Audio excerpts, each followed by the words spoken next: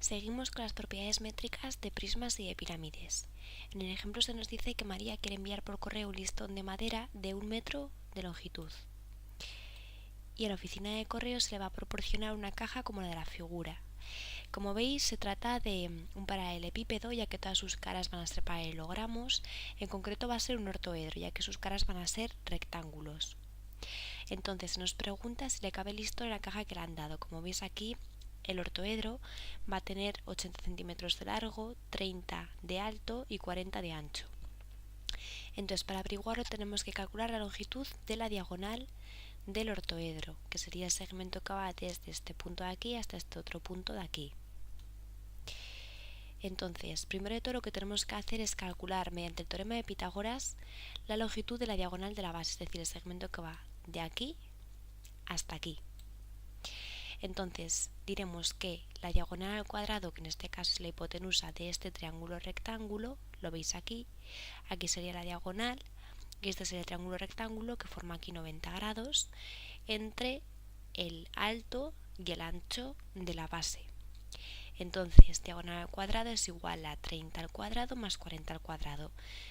De esta expresión despejamos la diagonal, que nos va a dar 50 centímetros.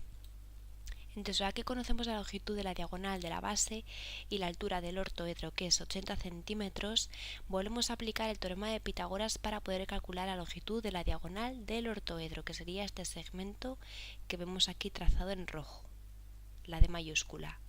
Entonces, D mayúscula, como veis aquí, la diagonal de la base va a formar con la diagonal del ortoedro un triángulo rectángulo. Ves, aquí tenemos los 90 grados, entonces podremos aplicar de nuevo Pitágoras. Tendremos que la diagonal grande al cuadrado, es decir, la diagonal del ortoedro, va a ser igual a 50 al cuadrado, que era lo que medía la diagonal de la base, más 80 al cuadrado, que es este segmento de aquí, que es lo que mide el largo del ortoedro.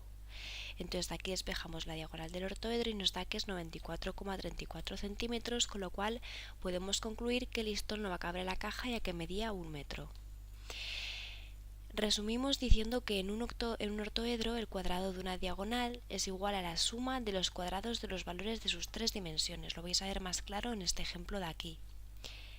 Diremos que en un ortoedro, como es este caso que nos han dibujado aquí, formado por rectángulos, todas sus caras, diremos que el cuadrado de la diagonal, es decir, el cuadrado de esta diagonal, va a ser igual a la suma de los cuadrados de los valores de las tres dimensiones, es decir, a la suma de los cuadrados del largo más el ancho más el alto.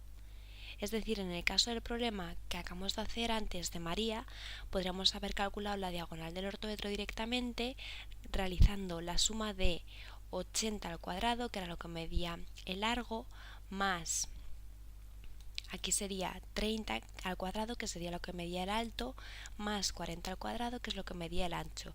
Y de este resultado conoceríamos lo que es la diagonal del ortoedro.